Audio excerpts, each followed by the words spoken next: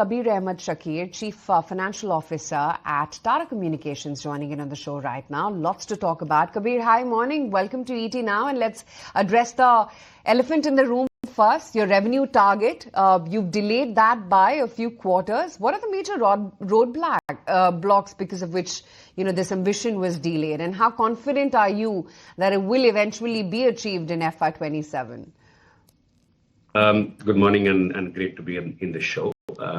I'm not particularly too worried about a few quarters here and there. When we announced our ambition to double the business, we had just about moved away from a low to mid single digits historically to clocking in double-digit growth in the last 8 quarters when we went about to announce our ambition to double our business. We will get there in a few quarters. We all live in the same planet. We see the geopolitical situations. We see the sentiment on tariff. We see all the macros, that are actually coming in the way, which has delayed, this ambition. But I'm not particularly too, worried about it, because I'm absolutely inspired and enthused by the opportunity that the digital revolution and the AI revolution around us has to offer. So we will capture that opportunity. A couple of quarters here there doesn't really matter. And let's also talk about your segments, Mr. Shakir. Let's talk about media. Media currently makes up just 8% of the company's overall revenues, and Tata Communications is targeting new initiatives to expand its studio and production clientele as well. Could you share some more lights on anything recent, anything major that's happened in this segment, perhaps any major deal that you have recently signed?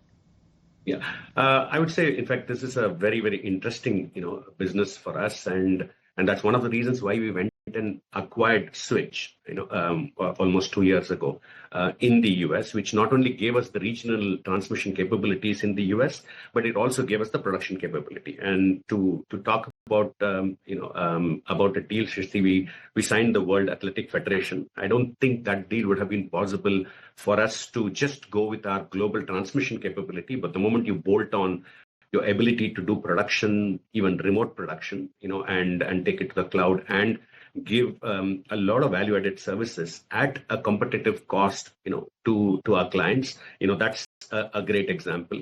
We've also signed a deal with a major broadcaster in Latin America. Hitherto we were only, we had the sporting federations as our main clientele. Now we've expanded, that to go and even address, broadcasters as well.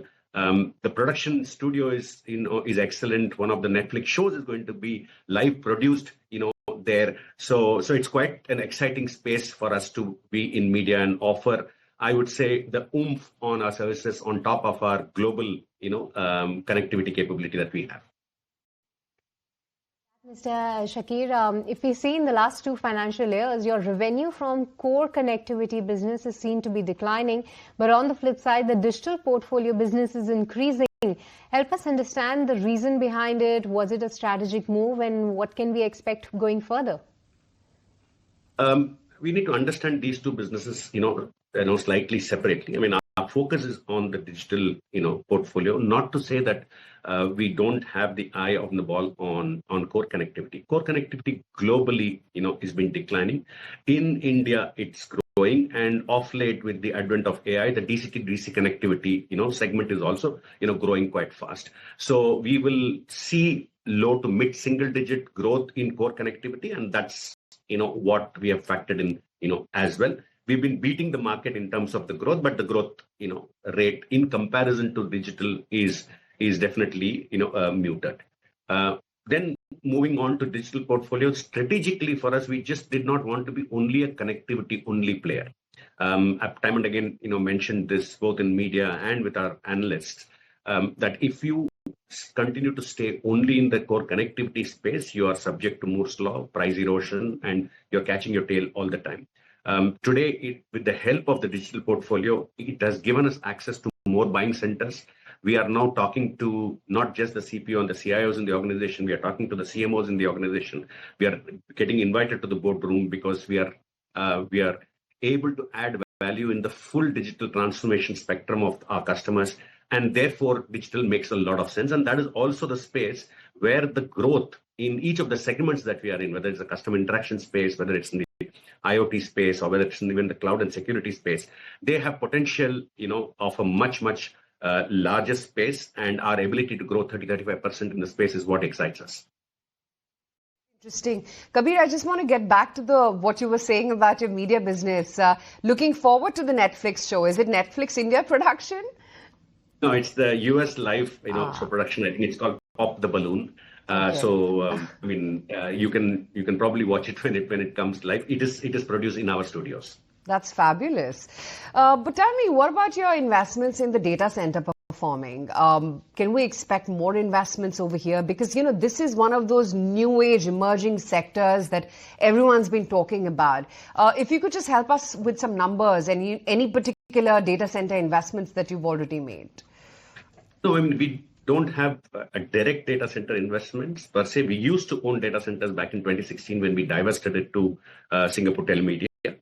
We continue to own 26%, stake in that company in India, and the company is doing fabulously well. I'm on the board of the company as well, and they have ambitious plans. And since the time we divested our stake and held 26%, every capital raise that STT has done, we have participated, maintaining our 26% share. Our intent, is to continue to maintain it at least in the near term until we decide what we want to do with that particular investment. I gave a glimpse of it because I believe market doesn't value, the full, full scope and the potential of what that investment is. And unfortunately, it's being today valued only at book value, as we see in our books. So that's the reason why we wanted to give a glimpse that the data center market in India, if I look at one of the reports, says more than 4.5 gigawatts. Some of them say 5, some of them say even 10. So that is the kind of explosion that we actually see, in the data center space. We are excited to partner with STT, who has ambitious plans, and we are completely supported. I'm tempted to ask you what you think the fair value for your stock is. Currently, it's at 17.21. You seem to be keeping a hawk eye on how the market perceives you. Well, to be honest with you, I really don't care about share price. The only thing that gets up, me in the morning and come to work is, can I offer a value to my customers? And if we serve our customers well, and that is present. In the investor day, we talked about the $1 million club, how it has actually moved, to around almost 290 customers that we have in the $1 million club today. We have $10 million, club customers as well. And we believe that once we serve our customers and we do that, sustainably, competitively, profitably, automatically our shareholders will get, rewarded, and then that will get reflected in the value of the, of the share price. So I don't want to speculate about what it should be. Of course, if you ask me, I'm conflicted to say it is undervalued. But I think I would like to be evaluated by what we do for our customers and how we are positioned as a true partner, providing digital fabric to them. Mr. Shakir, also could you shed some light on your latest AI offering? It's a Calera AI. What are the expectations that one can have from this product? How is this going to aid overall business?